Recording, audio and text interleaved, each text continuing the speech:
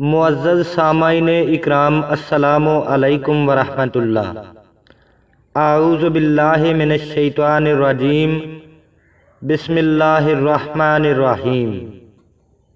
حضرت عبداللہ بن عمر رضی اللہ تعالی عنہ سے روایت ہے، رسول اللہ صلی اللہ علیہ وآلہ وسلم نے فرمایا کہ 4 عادتیں جس کسی میں ہوں وہ خالص منافق ہے، اور جس کسی میں ان 4 میں سے ایک عادت ہو تو وہ بھی نفاق ہی ہے جب تک اسے چھوڑ نہ دے۔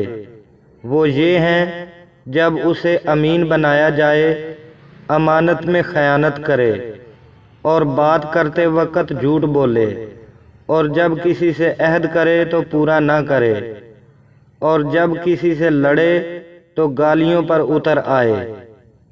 صحیح بخاری حدیث نمبر 34۔ اعوذ باللہ من الشیطان الرجیم، بسم اللہ الرحمن الرحیم۔ رسول اللہ صلی اللہ علیہ وآلہ وسلم جب مدینہ تشریف لائے تو پہلے اپنی ننھال میں اترے جو انصار تھے۔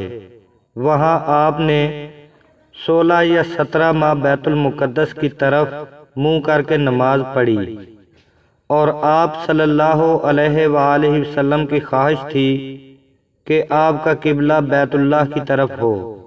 جب بیت اللہ کی طرف نماز پڑھنے کا حکم ہو گیا تو سب سے پہلی نماز جو آپ صلی اللہ علیہ وآلہ وسلم نے بیت اللہ کی طرف پڑھی عصر کی نماز تھی۔ وہاں آپ صلی اللہ علیہ وآلہ وسلم کے ساتھ لوگوں نے بھی نماز پڑھی۔ پھر آپ صلی اللہ علیہ وآلہ وسلم کے ساتھ نماز پڑھنے والوں میں سے ایک آدمی نکلا، اور اس کا مسجد بنی حارثہ کی طرف گزر ہوا تو وہ لوگ رکوع میں تھے۔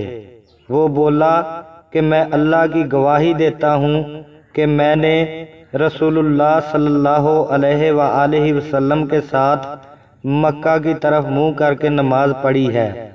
یہ سن کر وہ لوگ اسی حالت میں بیت اللہ کی طرف گھوم گئے، اور جب رسول اللہ صلی اللہ علیہ وآلہ وسلم بیت المقدس کی طرف منہ کر کے نماز پڑھتے تھے تو یہود اور عیسائی خوش ہوتے تھے، مگر جب آپ صلی اللہ علیہ وآلہ وسلم نے بیت اللہ کی طرف منہ پھیر لیا تو انہیں یہ امر ناگوار ہوا۔